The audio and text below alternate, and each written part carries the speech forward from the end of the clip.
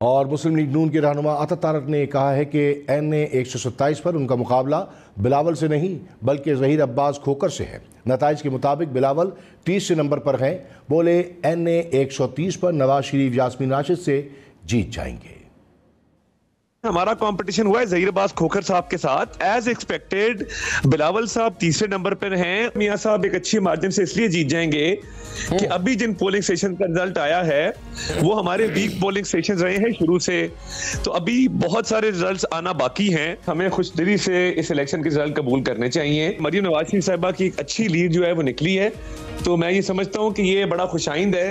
और मुस्लिम लीग नून के रहनुमा अता तारक ने कहा है कि NA 127 पर उनका मुकाबला बिलावल से नहीं बल्कि ज़हीर अब्बास खोकर से है। नताइज के मुताबिक बिलावल 30 नंबर पर हैं।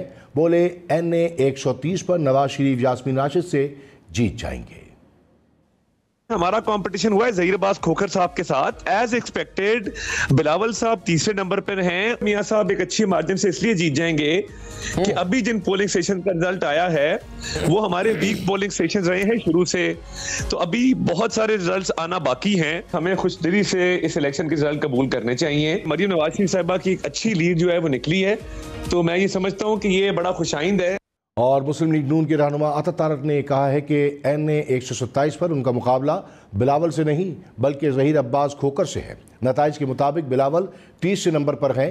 बोले NA 130 पर नवाज शरीफ यास्मीन राशिद से जीत जाएंगे।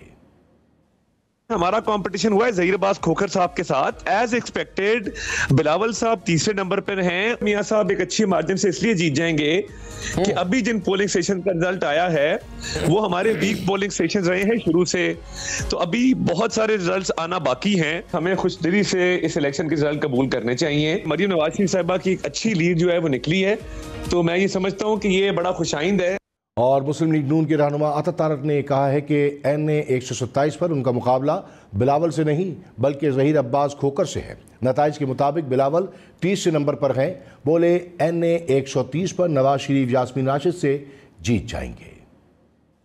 हमारा कंपटीशन हुआ है ज़हीर अब्बास खोखर साहब के साथ। एज एक्सपेक्टेड बिलावल साहब तीसरे नंबर पर हैं। मियां साहब एक अच्छी मार्जिन से इसलिए जीत जाएंगे कि अभी जिन पोलिंग स्टेशन का रिजल्ट आया है वो हमारे वीक पोलिंग स्टेशन रहे हैं शुरू से, तो अभी बहुत सारे रिजल्ट्स आना बाकी हैं। हमें खुशदिली से इस इलेक्शन के रिजल्ट कबूल करने चाहिए। मरियम नवाज शरीफ साहिबा की एक अच्छी लीड जो है वो निकली है, तो मैं ये समझता हूँ कि ये बड़ा खुशाइंद है। और मुस्लिम लीग नून के रहनुमा अता तारक ने कहा है कि NA 127 पर उनका मुकाबला बिलावल से नहीं बल्कि ज़हीर अब्बास खोकर से है। नताइज के मुताबिक बिलावल 30 नंबर पर हैं। बोले NA 130 पर नवाज शरीफ यास्मीन राशिद से जीत जाएंगे।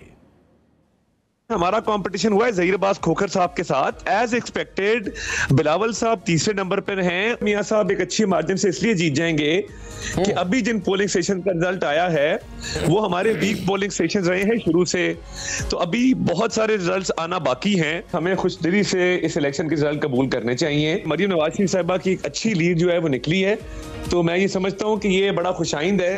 और मुस्लिम लीग नून के रहनुमा अता तारक ने कहा है कि NA 127 पर उनका मुकाबला बिलावल से नहीं बल्कि ज़हीर अब्बास खोकर से है। नताइज के मुताबिक बिलावल 30 नंबर पर हैं।